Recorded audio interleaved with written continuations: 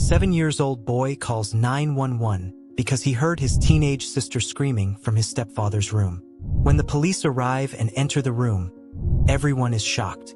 The autumn wind rustled through the maple trees lining Cedar Street, scattering red and gold leaves across the neatly maintained lawns of suburban Boston. 7-year-old Ethan Baker sat cross-legged on his bedroom floor, methodically arranging his collection of Hot Wheels cars by color. The late afternoon sun cast long shadows through his window, creating patterns on the blue carpet his mom had chosen when they moved into the house 3 years ago. From downstairs, he could hear the familiar sounds of Richard cooking dinner, the clinking of pots, the rhythmic chopping of vegetables, and the occasional sigh of exasperation that seemed to accompany everything his stepfather did. Ethan's small hands paused over a bright yellow Corvette as Lily's footsteps hurried past his door. She was probably heading to her room again, where she spent most of her time nowadays. Ethan remembered when Lily used to play with him after school, helping him build elaborate racetracks across the living room floor or reading him stories with funny voices for each character. That was before Richard moved in, before Mom started working longer shifts at the hospital, before Lily stopped smiling so much. "Lily!" Richard's voice boomed from downstairs. "Get down here and set the table." Ethan heard his sister's door open and close, her footsteps now slower, hesitant. He abandoned his cars and crept to his doorway, peering down the hallway. Lily appeared at the top of the stairs, her long brown hair hiding her face like a curtain. She wore the oversized gray sweater she'd barely taken off since school started, even though the house was warm. "Move it!" Richard's voice carried up the stairs. "I don't have all day to wait for you to do a simple task." Ethan watched as his 12-year-old sister descended the stairs, one hand trailing along the banister. He noticed how she made herself smaller somehow, shoulders hunched forward, head down, nothing like the Lily who used to cartwheel across the backyard and sing Taylor Swift songs at the top of her lungs.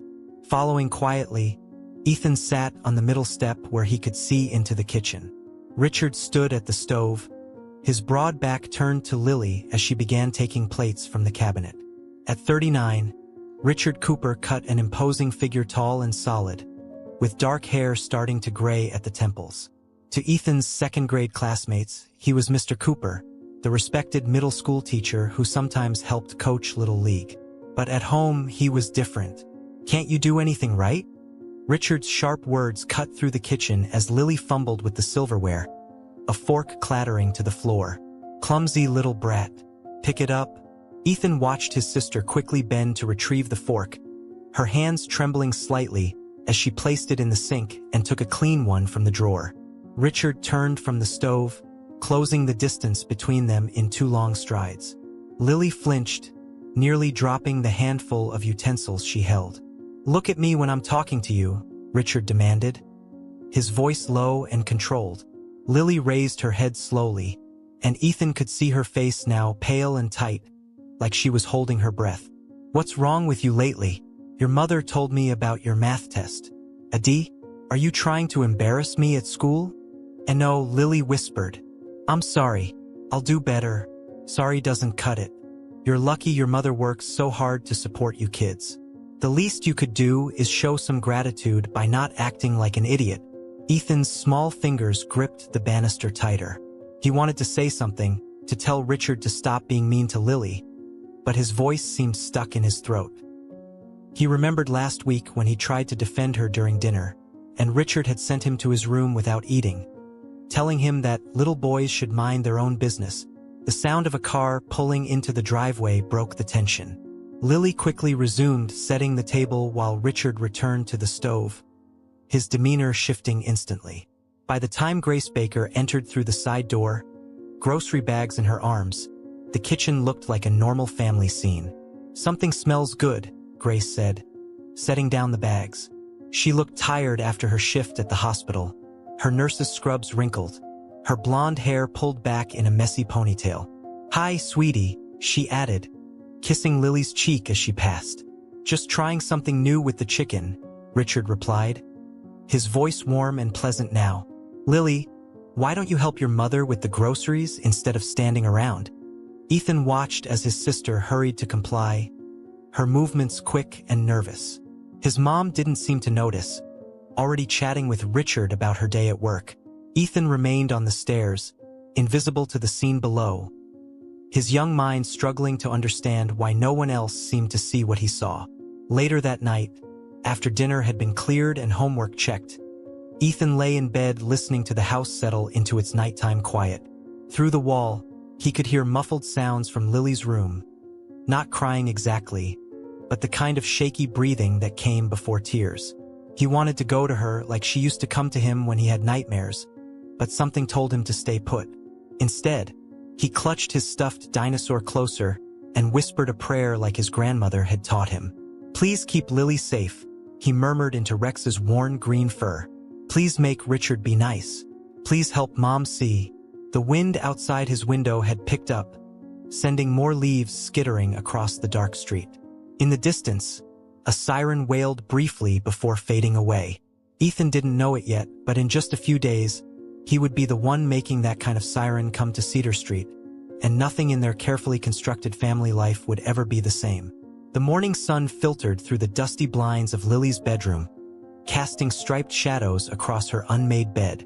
She stood before her mirror, tugging at the sleeves of yet another oversized sweater, making sure they covered her wrists completely. At 12, she was already mastering the art of invisibility. "Lily, you're going to be late." Grace's voice carried up the stairs, tinged with the familiar morning stress of a working mother. "Richard's leaving in 10 minutes. The mention of her stepfather's name made Lily's stomach clench. She grabbed her backpack, heavy with books she hadn't been able to focus on the night before, and headed downstairs. In the kitchen, Ethan sat at the table, small legs swinging as he spooned cereal into his mouth, his Spider-Man backpack ready beside him. "There you are," Grace said, rushing past with a travel mug of coffee. "Richard's giving you both a ride since I have an early shift." "Lily, honey, you barely touched your breakfast." "Not hungry," Lily mumbled, avoiding her mother's concerned look. She caught Ethan watching her, his young face serious. He seemed to notice everything lately.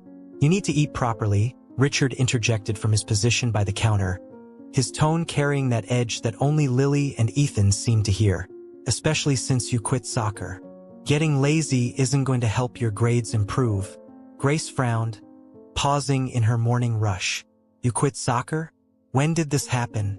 "Last week," Lily said quietly, studying the floor. "I just didn't want to play anymore." "But you love soccer," Grace protested. "You've been playing since you were 6. "Kids change," Richard cut in smoothly. Though the timing could be better, considering her recent academic performance, he checked his watch. "We need to get going. I have a faculty meeting this morning." The drive to school was tense, filled only with the sound of morning radio and Ethan's occasional humming from the back seat. Lily pressed herself against the passenger door, trying to make herself as small as possible. As they pulled up to the elementary school first, she felt Richard's hand grip her knee. "Remember what we talked about?" he said quietly while Ethan gathered his things. "No more embarrassing behavior. You're better than that, aren't you?" Lily nodded mutely, relief flooding through her as Ethan's door opened. But her little brother paused before getting out. "Lily," he said hesitantly, "will you come to my class's art show next week? I made something cool." Before Lily could respond, Richard answered for her. "Your sister needs to focus on bringing up her grades, champ. Maybe another time." The look of disappointment on Ethan's face made Lily's heart ache. She waited until he had closed the door before whispering, "I'll try to come." What was that?" Richard's voice hardened as they pulled away from the elementary school. "Nothing," Lily said quickly, but Richard's hand tightened on the steering wheel. "Don't mumble. It's disrespectful. Just like your attitude lately. You think I enjoy getting emails from your teachers? Having to explain to my colleagues why my stepdaughter is performing so poorly." They were approaching her middle school now, but instead of pulling up to the drop-off zone, Richard turned into the teacher's parking lot, finding a spot in a secluded corner. "Look at me when I'm talking to you," he demanded, turning in his seat. Lily forced herself to meet his gaze, trying to control her trembling. "You're making me look bad, Lily. Making your mother worry." Is that what you want? No, she whispered. Then shape up. No more D's. No more attitude. No more of this sulking around the house like some victim. His voice dripped with contempt. You're pathetic, you know that? Pathetic little girl who can't even manage basic schoolwork. Now get out. And remember, one word to anyone about our private conversations, and things will get much worse. Understand? Lily nodded, fumbling with her seatbelt and practically falling out of the car in her haste to escape. She hurried across the parking lot, conscious of Richard watching her. Other students streamed past, laughing and talking, while teachers greeted each other with morning pleasantries. No one seemed to notice the girl in the oversized sweater, clutching her books to her chest like armor. In her first period English class, Lily tried to focus on The Giver, her favorite book from last year. But the words swam before her eyes as Mrs. Patterson discussed themes of conformity and silence. When called upon to participate, Lily's voice came out barely above a whisper, prompting snickers from some classmates. Lily, please speak up, Mrs. Patterson said kindly. We'd love to hear your thoughts. But Lily's throat had closed up entirely. She shook her head, shrinking into her seat as Mrs. Patterson moved on with a concerned glance. Once, Lily had loved this class, raising her hand eagerly to discuss the books she devoured at home. Now her beloved novels sat untouched on her shelves, replaced by the growing knot of anxiety in her stomach. During lunch, she found a quiet corner of the library, pulling out her math homework. The D on her last test felt like it was burning a hole in her backpack. She had always struggled with algebra, but lately, the numbers seemed impossible to grasp. Her mind constantly scattered with worry about what mood Richard would be in when she got home. Hey, Lily, a soft voice interrupted her thoughts. It was Sophie, her best friend since 4th grade. We missed you at practice yesterday. Lily kept her eyes on her textbook. I quit. I know, but why? Coach Martinez said you could be captain next year. Sophie hesitated. Is everything okay? You seem different lately. For a moment, Lily almost broke. Sophie had been there through everything: her parents' divorce, her dad moving to California, her mom starting to date Richard. But Richard's words echoed in her head. Things will get much worse. She couldn't risk it. Couldn't risk him following through on his threats about what would happen if she spread lies about him. I'm fine, Lily said, forcing a smile that felt like it might crack her face. Just busy with school stuff. Sophie didn't look convinced, but the bell rang before she could press further. Lily gathered her things quickly, avoiding her friend's worried gaze. In the hallway, she passed Richard's classroom and heard his voice carrying through the open door, warm and engaging as he discussed American history with his students. The contrast between this public persona and the man who had cornered her in the car that morning made her feel crazy, like she was imagining everything. But the bruises hidden under her sweater were real. The way her hands shook when she heard his footsteps was real. The growing silence inside her, where words used to live, was real. That afternoon, instead of heading to soccer practice, Lily walked home alone. The autumn air was crisp, leaves crunching under her feet as she took the long way, delaying the inevitable return to the house. She thought about Ethan's art show, about his small face lighting up whenever she paid attention to him. She used to be a good big sister, she thought, used to protect him from monsters under the bed and bullies at the park. Now she could barely protect herself. The kitchen clock read 7:43 p.m. as Ethan carefully poured milk over his second bowl of Cheerios. Mom was working the night shift at the hospital, leaving him and Lily with Richard again. The house felt different on these nights, tighter somehow, like the air itself was holding its breath. I can make you real dinner, Lily offered quietly from across the table. She'd barely touched her own cereal, pushing it around the bowl with mechanical movements. Richard's voice cut through from the living room. He's already eating. Stop trying to baby him. A pause. Then, Lily, get up here and help me grade these papers, since you're so familiar with failing grades. Ethan watched his sister's knuckles whiten around her spoon. Go on, he whispered. I'm okay. Lily rose from the table, her chair scraping softly against the floor. Ethan noticed she was still wearing her sweater, even though the heating was on full blast. As she headed upstairs, he remembered something his teacher, Ms. Collins, had said during their safety assembly last week. Trust your feelings. If something seems wrong, it probably is. A lot of things seemed wrong lately. He finished his cereal, listening to the muffled voices from upstairs. Richard's tone grew sharper, though Ethan couldn't make out the words.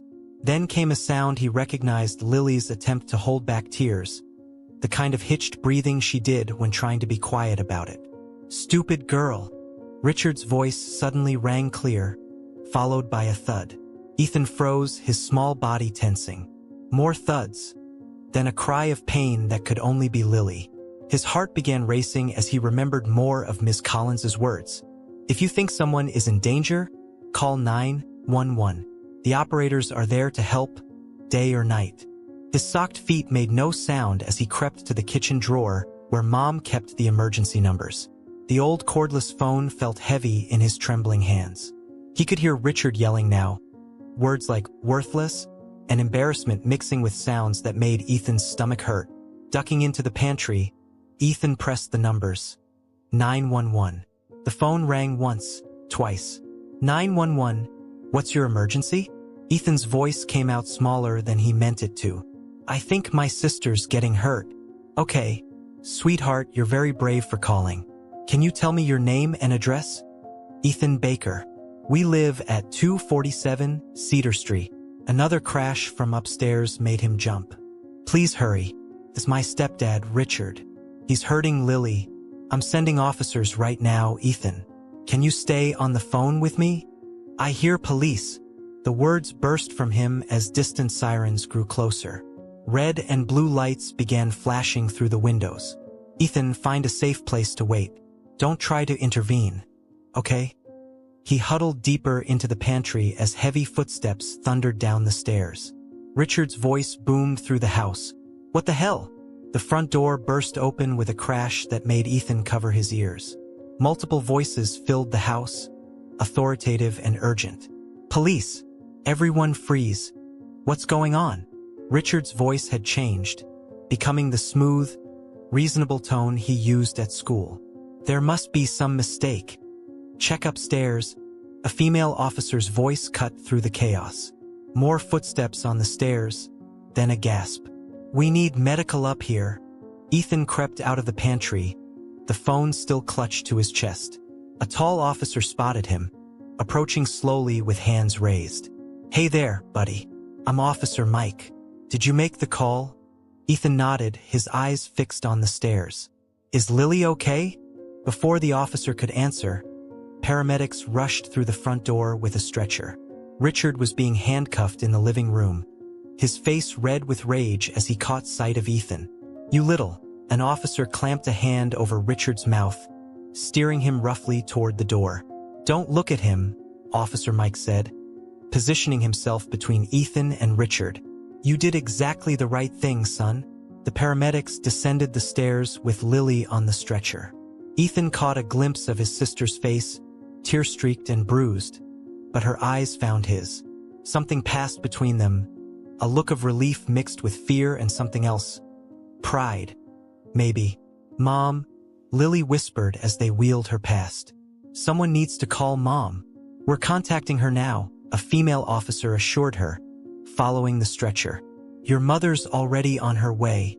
The house seemed to exhale, tension draining away with Richard's removal. Officer Mike knelt beside Ethan, who suddenly felt very tired.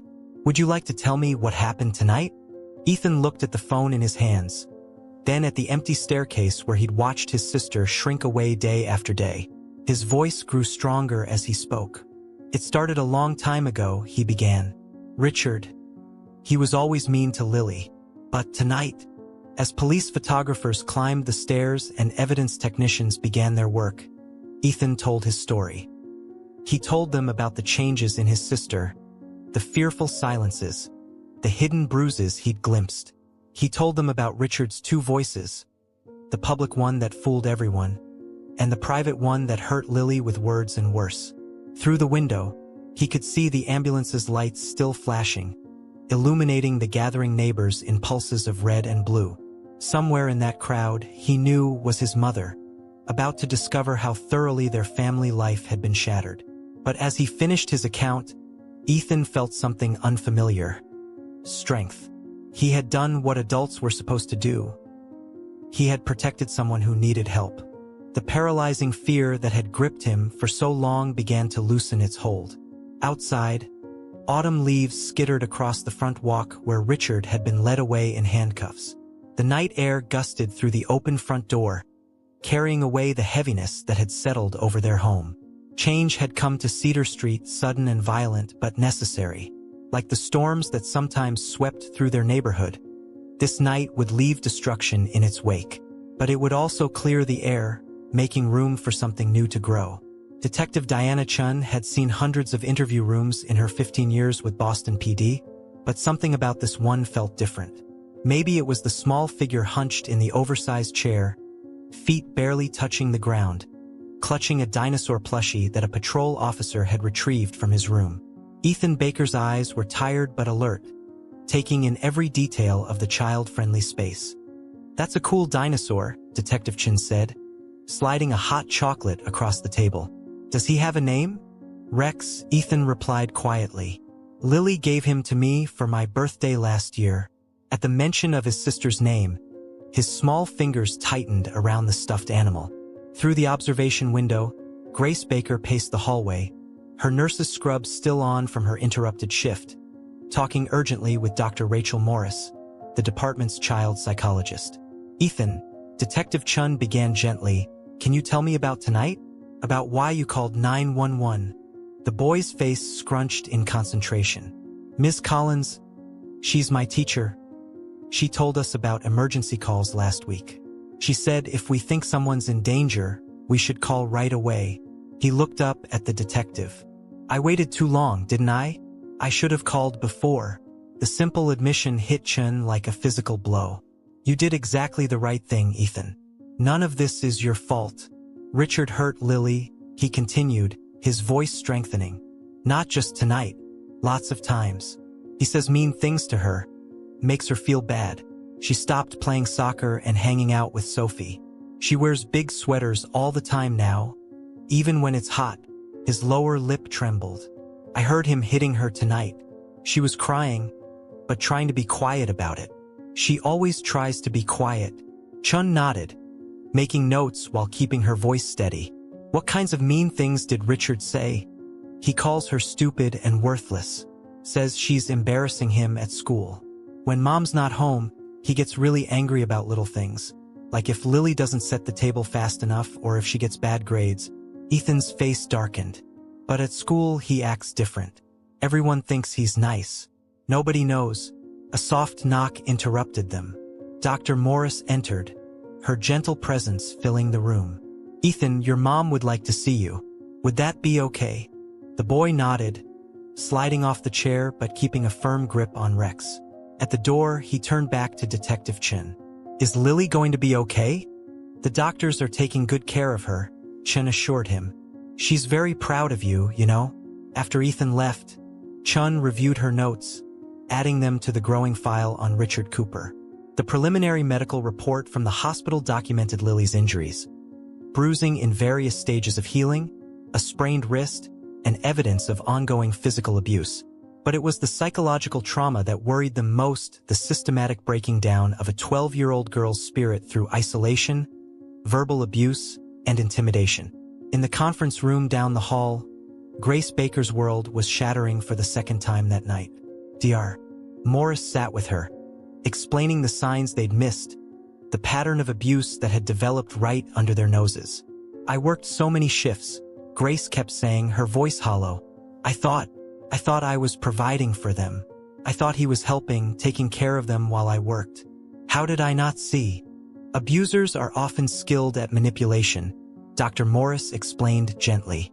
"They create isolation, make their victims feel powerless and ashamed."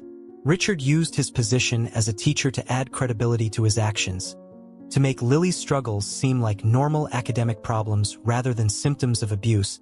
Grace pressed her hands to her face. All those times he offered to help with homework, to drive them to school. He was creating opportunities. And I thanked him for it. She looked up suddenly. The school. They need to be notified. He can't be around children. Detective Chun is handling that first thing in the morning, Dr. Morris assured her. Right now, let's focus on your children.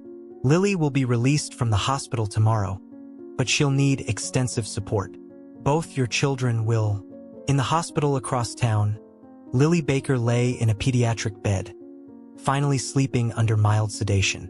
The nurse had left the TV on quietly, some late-night cooking show providing gentle background noise. On the bedside table sat a small craft project, a painted clay turtle, clearly made by a 7-year-old hand.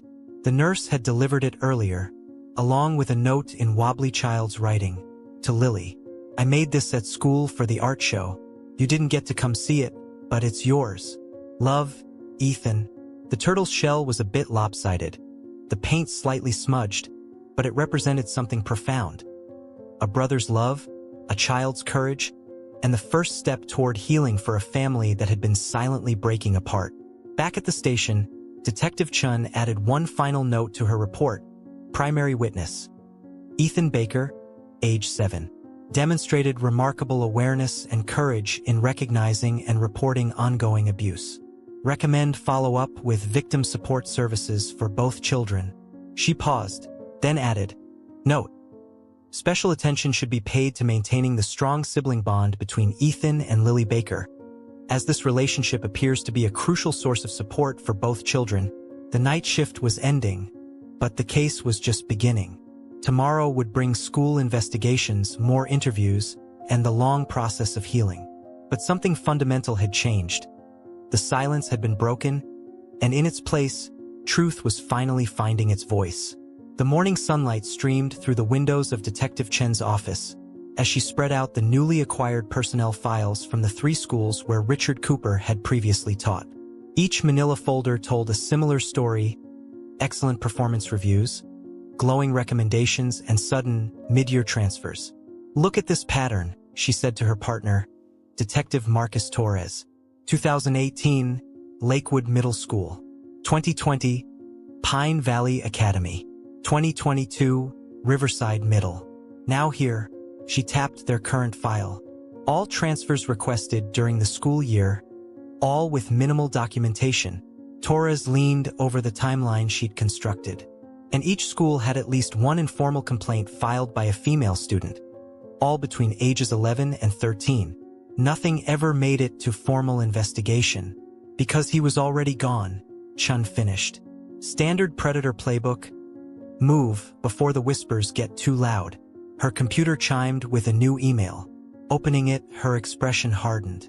First interview transcript from Riverside Middle. Former student named Emma Walsh, now 14. Reports verbal abuse and intimidation from Cooper when she was 12. She scanned the document. Says he would keep her after class.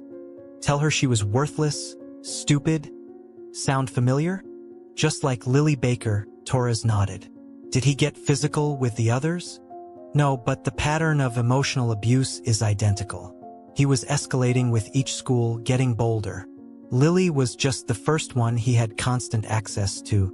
Down the hall, Dr. Morris was conducting her 3rd session with Lily. The girl sat curled in an oversized armchair, her voice barely above a whisper as she described the months of torment. He said no one would believe me, Lily explained, picking at a loose thread on her sleeve. That Mom would be disappointed in me for making up lies. That I'd ruin everything if I told. But Ethan believed you, Dr. Morris prompted gently. Even without you having to tell him. For the first time that morning, Lily's face softened. He always knew something was wrong. He'd try to distract Richard when he was getting angry, or sit with me after bad days. She wiped her eyes. I was supposed to protect him, you know? I'm the big sister. But he ended up protecting me. At Riverside Elementary, Ms. Collins sat in the principal's office, recounting last week's safety assembly.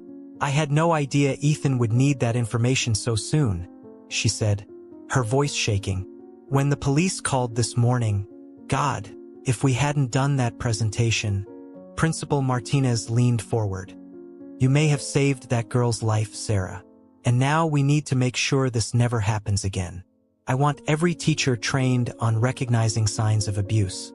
New hiring protocols, better background checks. Back at the station, Grace Baker sat with the district attorney, reviewing the growing mountain of evidence against her husband. Her hands trembled as she signed the restraining order paperwork. "We have enough to put him away for a long time," the DA assured her. The physical abuse of Lily, the pattern of emotional abuse across multiple schools. "No jury will sympathize with him. I want to make a statement," Grace said firmly. "To the school board, the parents, everyone. They need to know how he slipped through the cracks, how he used his position to hide what he was doing." In the hospital, Ethan had finally been allowed to visit his sister. He climbed carefully onto the edge of her bed, taking in the bruises on her face with solemn eyes. "Does it hurt?" he asked, touching her hand gently. "Not so much now," Lily answered. She managed a small smile. "I like your turtle." "Yeah," Ethan brightened. "I made it blue 'cause that's your favorite color. Even though real turtles aren't blue." "It's perfect," Lily said, her voice catching. "Ethan, thank you for calling them, for seeing what was happening when nobody else did. Miss Collins says sometimes kids can see things better than grown-ups." Ethan replied seriously. "She says we should trust our feelings. You're pretty smart for a 7-year-old. You know that?" "That's 'cause I have a smart big sister." The simple exchange brought tears to Grace's eyes as she watched from the doorway. Dr. Morris stood beside her, observing the interaction. "They're going to need each other more than ever during the recovery process," the psychologist noted. "But that bond, it's remarkable." Ethan's actions didn't just stop the abuse. They showed Lily that she deserves to be protected, that she has value. By evening, Detective Chun had compiled enough evidence to ensure Richard Cooper would never teach again. The investigation had opened a floodgate, with more former students coming forward hourly. Each story reinforced the pattern, painting a picture of a predator who had systematically targeted vulnerable young girls, using his authority to break them down piece by piece. But in that hospital room, watching her children's quiet interaction, Grace saw something else. The beginning of healing, the slow rebuilding of trust, and the extraordinary courage of a 7-year-old boy who had refused to stay silent in the face of wrongdoing. The buried secrets were finally surfacing, bringing with them both pain and possibility, the possibility of justice, of recovery, and of a future where neither of her children would ever have to feel afraid in their own home again. Dr. Morris's office was painted in soft blues and greens, with comfortable chairs and large windows overlooking a small garden. It was here that Lily Baker found herself for the 4th time that week, curled up in what had become her chair, a weighted blanket across her lap. "I had the dream again," she said, before Dr. Morris could ask. "The one where I'm trying to scream but nothing comes out." Dr. Morris nodded, making a gentle note. "That's very common, Lily. Your mind is processing the times you felt voiceless. Would you like to talk about when those feelings started?" In another room down the hall, Ethan sat with Claire Jensen, the children's counselor, building a tower with wooden blocks. Each block had a feeling written on it. Scared, brave, worried, proud, angry, safe. "Which one describes how you feel today?" Claire asked, watching as Ethan carefully selected a block. "This one," he said, holding up, confused. "Mom's crying a lot, even when she tries to hide it. And Lily's different at Aunt Sarah's house. She jumps when doors close." "It's okay to feel confused," Claire assured him. "Your family's been through something very hard. But you're all working on healing together." At the Baker house, now empty of Richard's belongings, Grace met with Detective Chun. They sat at the kitchen table where so many silent dinners had taken place, reviewing new developments in the case. "2 more students came forward yesterday," Chun explained, both with similar stories. "The DA is confident about the case, but we want to spare Lily from testifying if possible." Grace clutched her coffee mug. She barely sleeps, keeps checking the locks on her door. At Sarah's house, she insists on keeping the lights on all night. "That's why these sessions with Dr. Morris are so important," Chan said gently. "Both your children are showing remarkable resilience, but they need time and support to process everything."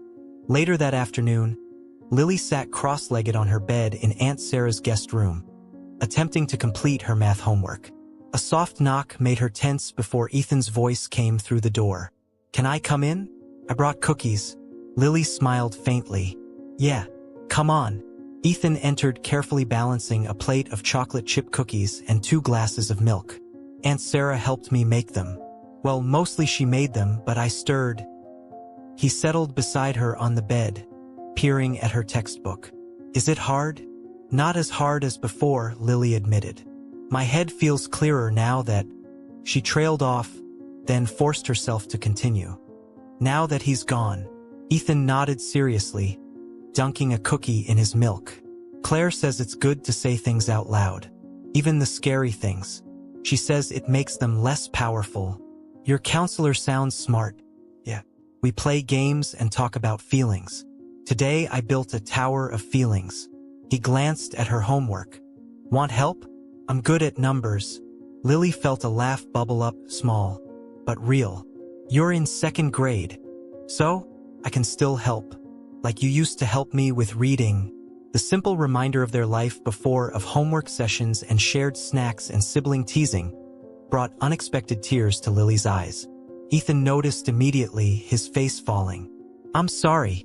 I didn't mean to make you sad." No, Lily wiped her eyes. "They're good tears, E.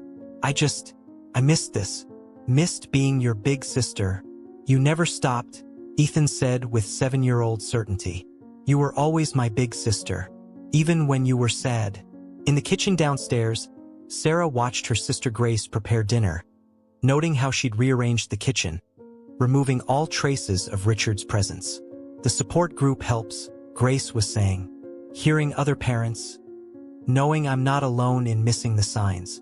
But God," Sarah, watching them heal. "It's like seeing them become themselves again, piece by piece." Sarah squeezed her hand. "They have you. They have each other. And they have time at time to feel safe again, to trust again."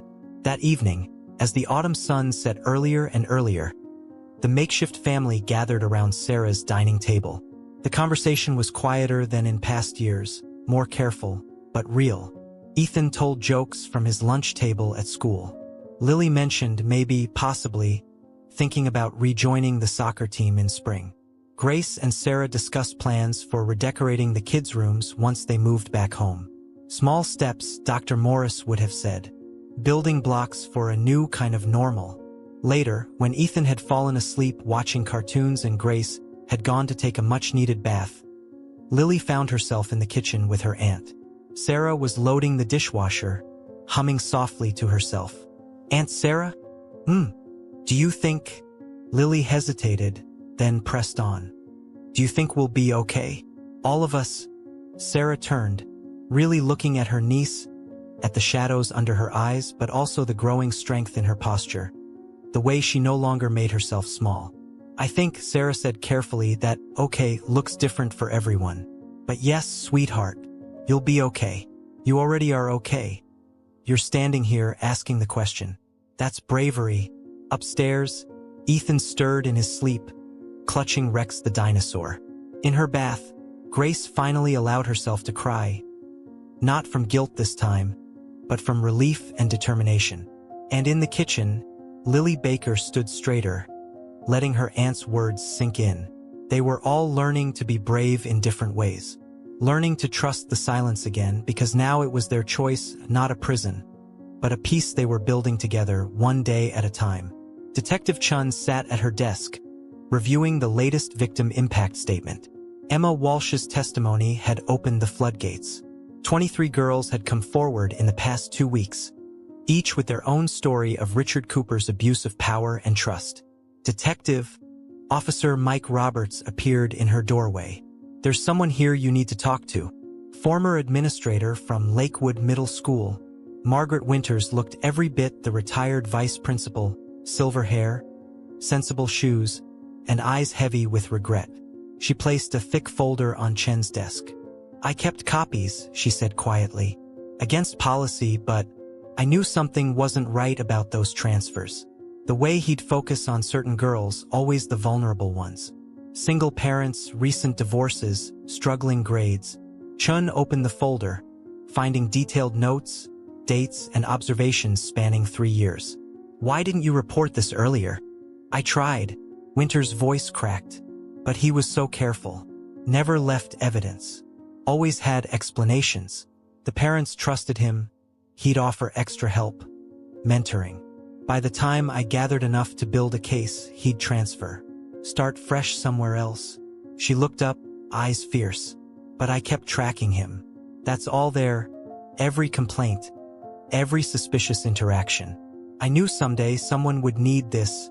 Across town, Grace sat in the conference room of her lawyer's office, reviewing the divorce papers.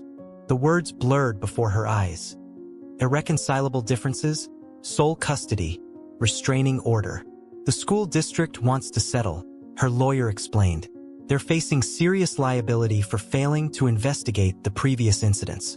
We can use that to ensure the children's future security. Grace thought of the therapy bills, Lily's upcoming surgery for her injured wrist, the lost income from taking leave to care for her children. I don't want their money. I want them to change how they handle abuse allegations. I want protocols in place so this never happens to another child. We can demand both, her lawyer assured her. Policy changes, mandatory reporting training, and compensation for your family's suffering. At Riverside Middle School, Principal Martinez sat with the school board, presenting the findings of their internal investigation. The atmosphere was tense, faces grim as they reviewed the systematic failures that had allowed Richard Cooper to move from school to school. "We found a pattern of dismissed complaints," Martinez reported. "Not just here, but across districts. Teachers who noticed concerning behavior were discouraged from formal reporting. Transfer requests were processed without proper investigation. The system protected him, not the students." In Dr. Morris's office, Lily was having a breakthrough session. For the first time, she spoke about the earliest incidents, the subtle ways Richard had begun undermining her confidence long before the physical abuse started. "It was like he was erasing me," she explained, twisting a tissue in her hands. "First my voice, then my friends, then soccer. Everything that made me me. And I let him because I thought I deserved it. But you know now that you didn't deserve any of it," Dr. Morris prompted gently. "Yeah." Lily's voice strengthened. "Ethan knew. He saw me, the real me, even when I couldn't see myself anymore." At the elementary school, Ethan's class was doing an art project about heroes. While other kids drew Superman and Wonder Woman, Ethan carefully drew a picture of two figures holding hands. One tall, one small. "Who are they?" his teacher asked. "Me and Lily," he answered, coloring the smaller figure's shirt blue, his sister's favorite color. "Sometimes heroes don't wear capes. Sometimes they just tell the truth." Detective Chun added Margaret Winter's documents to the growing case file. Each page reinforced the calculated nature of Richard's abuse, how he'd selected his victims, isolated them, convinced them they were worthless while maintaining a sterling reputation among his colleagues. But the truth was finally emerging, not in whispers this time, but in strong, clear voices.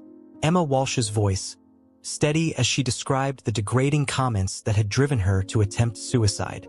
Margaret Winter's voice, heavy with years of frustrated attempts to protect her students. Grace's voice, firm as she demanded institutional change. And most powerfully, the voices of Lily and Ethan Baker, a sister and brother whose bond had proved stronger than the silence their abuser had tried to enforce. Their story was becoming a catalyst for change, forcing schools to confront their failures and implement new protections. The truth, once buried under layers of institutional negligence and calculated manipulation, was finally seeing light. And in that light, healing could begin not just for the Baker family, but for all the children who would be protected by the changes their courage had sparked. The courthouse loomed over them, its brick facade catching the early morning light.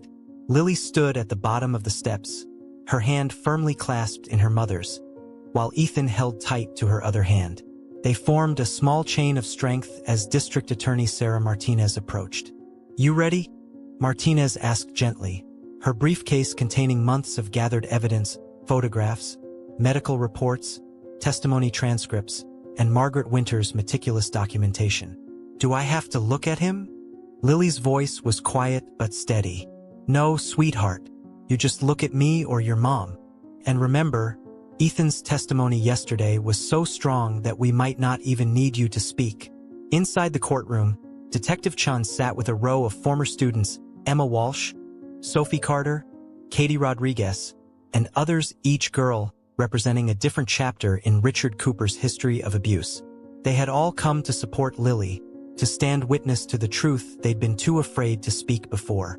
Grace squeezed Lily's hand as Richard was led in, wearing an orange jumpsuit instead of his usual pressed shirts. He looked smaller somehow, less imposing without his teacher's authority to hide behind.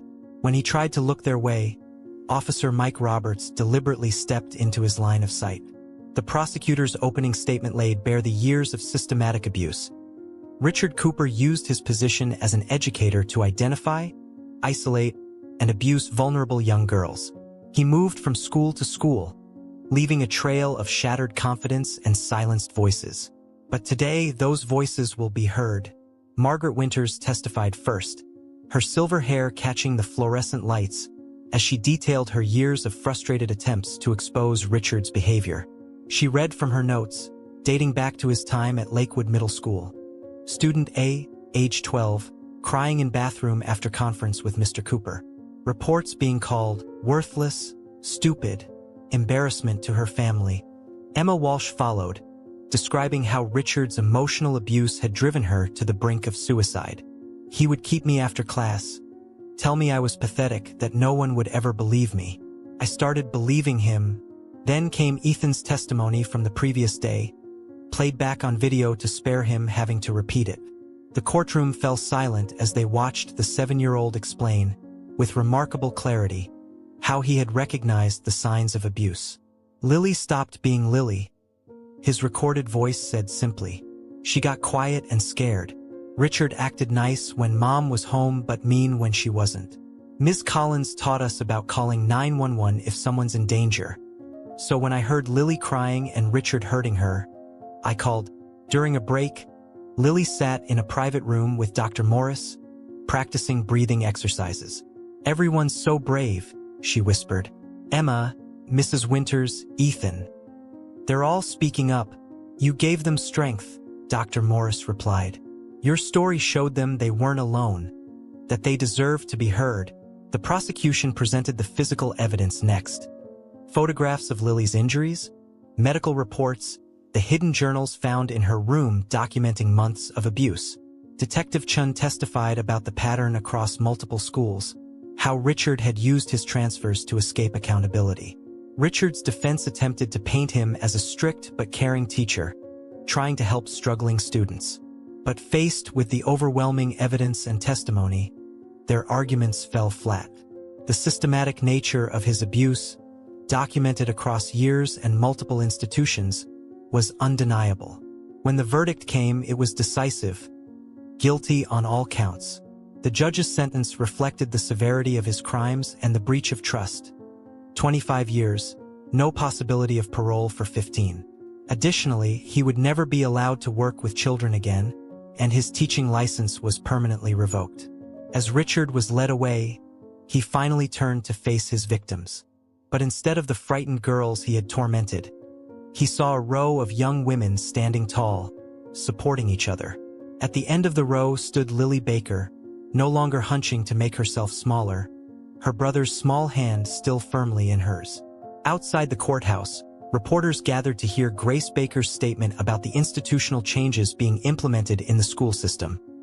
Mandatory reporting training, better background checks, new protocols for investigating complaints. But the real story was happening on the courthouse steps, where a group of survivors stood together in the autumn sunlight, their silence finally broken. Ethan tugged at Lily's sleeve. Can we get ice cream? The question, so normal after such an extraordinary day, startled a laugh from Lily. Yeah. Ice cream sounds perfect. They walked down the courthouse steps together, mother, daughter, and son, towards a future they had fought hard to reclaim. Behind them, Emma Walsh smiled through tears. Margaret Winters stood straighter, and Detective Chun closed her file on the case that had exposed years of hidden abuse. The truth had emerged, justice had been served, and a family had stood strong together, proving that sometimes the greatest acts of courage come from the smallest voices willing to speak up. The trees along Cedar Street had shed their leaves, creating a carpet of gold and crimson that crunched beneath Grace Baker's boots as she walked home from the mandatory reporting training session at Riverside Middle School. 3 months had passed since Richard's sentencing, and the changes they'd fought for were finally taking root. Principal Martinez hurried to catch up with her. "The new protocols are making a difference, Grace. 2 teachers reported concerning behavior last week. Cases that might have slipped through before." "Good," Grace said firmly. "That's why we push so hard for this. No more transfers without investigation. No more dismissing student complaints." At home, Lily sat at her desk, working on an essay for English class. The topic was courage, and for once, the words flowed easily. Courage isn't always loud. Sometimes it's a whispered help. Sometimes it's a phone call in the dark. "My 7-year-old brother taught me that bravery comes in all sizes, and that speaking up can change not just one life, but many." Her phone buzzed with a text from Emma Walsh. "Support group meeting tomorrow. New girl needs to hear your story. Coming?" Lily smiled, typing back a quick yes. The support group had become a vital part of her healing process. Girls who had suffered similar abuse found strength in sharing their experiences, in knowing they weren't alone. They called themselves the Truth Tellers, a name that had started as a joke but stuck, becoming a symbol of their collective recovery. Downstairs, Ethan sprawled on the living room floor with his homework. He'd been moved up to an advanced math class, his confidence growing now that the shadow over their home had lifted. A certificate from the police department hung on the wall above him for outstanding bravery in service to others, though Ethan still insisted he'd just done what anyone would do. Grace paused in the doorway watching her son work. The therapist had warned her about possible trauma responses, delayed reactions to the stress he'd endured. But Ethan had proven remarkably resilient. Dr. Morris said it was because he'd acted instead of remaining helpless. He'd found a way to protect his sister, and that sense of agency had helped him process the experience. The doorbell rang, and Detective Chun stepped in from the cold. She'd become a regular visitor, checking in on the family and updating them on the ripple effects of their case. Today, she carried a thick manila envelope. The school board approved all the new policies, she announced, spreading the documents on the kitchen table. Mandatory reporting training for all staff, anonymous tip system for students, detailed background checks including cross-referencing transfer histories. Plus, they're implementing the support program Lily suggested, peer counseling for abuse survivors. They're calling it the Baker Initiative, Grace said softly, touching the papers. Though Lily's still embarrassed by that name, she shouldn't be. Your family's case changed everything. Richard Cooper's conviction opened the floodgates. 3 other districts have contacted us about implementing similar protocols. Upstairs, Lily finished her essay with words she'd repeated at Richard's sentencing. Justice isn't just about punishment. It's about change. It's about making sure what happened to me doesn't happen to anyone else. It's about turning pain into purpose, silence into strength, and fear into hope. Sometimes justice starts with a single voice, even if that voice belongs to a second grader who just knew something was wrong. My brother saved more than just me that night. He saved every student who might have faced abuse in silence. He showed us all that the truth, once spoken, can never be locked away again. That's what justice means to me now. Not an ending, but a beginning. A promise that while we can't change the past, we can protect the future. And that's worth fighting for, worth speaking for, worth standing up for, no matter how small you might feel. She sat back, reading over her words. Through her window, she could see the spot where police cars had parked that night, their lights painting the street in red and blue. But now the view showed something different. Children playing freely, parents chatting on porches, a community that had learned to watch more carefully and speak up more quickly. Justice had come to Cedar Street, not just in a courtroom verdict, but in the everyday changes that would protect future generations, in the courage of those who had found their voices, in the strength of a family that had refused to let darkness win. and in the simple wisdom of a 7-year-old who had known that sometimes the bravest thing you can do is tell the truth. Spring bloomed on Cedar Street, bringing with it the scent of fresh grass and new possibilities. The Baker house had been transformed, freshly painted walls, rearranged furniture, and windows that stayed open to welcome the warm breeze. Every trace of Richard Cooper had been erased, replaced by signs of healing and growth. Lily stood in front of her mirror, adjusting her soccer jersey for the first time in nearly a year. The number 14 stretched across her back, and Baker printed proudly above it. Her former teammate and best friend Sophie had been elected team captain, and her first act had been to save Lily's old number. "Lily, we're going to be late." Ethan's voice carried up the stairs. He'd appointed himself her unofficial timekeeper for practices, taking his supportive brother role very seriously. In the kitchen, Grace prepared orange slices for the team while watching her children through the window. Ethan was demonstrating his own soccer moves in the backyard, making Lily laugh as he dramatically fell after each kick. The sound of their laughter, once so rare, now filled the house regularly. "Nom, have you seen my cleats?" Lily called down. "By the door, honey. Right where you left them." The past 6 months had brought changes beyond their family. The Baker Initiative had been implemented in schools across 3 states, with more joining every month. Pictures of Ethan receiving his bravery award hung in the elementary school lobby, next to new posters about speaking up and trusting your instincts. Detective Chun had been promoted to head of a new special victims response unit, using lessons learned from the Cooper case to improve how they handled abuse allegations. Emma Walsh now worked part-time at a crisis hotline, her quiet strength helping others find their voice. "Ready?" Grace asked as Lily bounded down the stairs, looking more like her old self than she had in months. "Yeah," Lily smiled, then hesitated. Do you think I'll remember how to play? Like riding a bike," Ethan assured her with all the confidence of his 7 years. "Besides, I've been practicing with you." The drive to the soccer field felt different from the tense car rides of the past. Lily sat in the front seat, window down, singing along to the radio. Ethan provided enthusiastic backup vocals from the back, making up words when he didn't know the real ones. The soccer field was alive with activity, parents setting up chairs, kids warming up, coaches organizing drills. Sophie ran over as soon as they pulled up. "You're just in time. We're doing shooting practice first." Lily grabbed her bag, then turned back. "Hey, yeah, thanks for being my cheerleader." Ethan grinned. "That's what brothers do." As Lily jogged onto the field, Grace and Ethan set up their chairs on the sideline. Other parents waved and called greetings. The community had rallied around them, proving that healing happened best when people stood together. "Mom?" Ethan asked, munching on an orange slice. Are we okay now?" Grace looked at her son, her brave, perceptive, compassionate little boy who had changed so many lives with one phone call.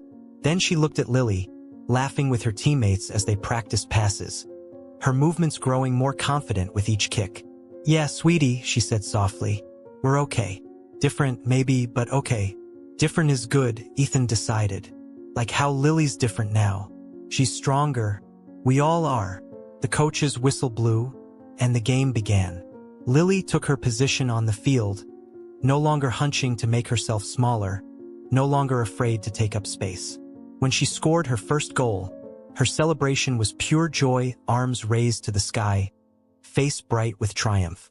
"That's my sister," Ethan shouted, jumping up and down. "That's my big sister." Later that evening, the 3 Bakers sat on their front porch, enjoying ice cream cones and watching the sunset. The street was peaceful, filled with the normal sounds of a neighborhood at dusk: kids riding bikes, dogs barking, screen doors slamming. "I have something to tell you both," Grace said. "The governor's office called. They want us to speak at the signing ceremony for the new protection laws next month. But only if you're comfortable with it." Lily and Ethan exchanged a look, the kind of silent communication that had grown stronger through their shared experience. "I want to," Lily said. "People need to know it's okay to tell. That asking for help isn't weakness." "Me too," Ethan added. Ms. Collins says our story helps other kids be brave. Grace wrapped an arm around each of her children, marveling at their resilience, their compassion, their unwavering support of each other. They had emerged from darkness not just surviving, but thriving, transformed by truth, strengthened by love, ready to help others find their way to the light. On Cedar Street, the spring evening softened into twilight.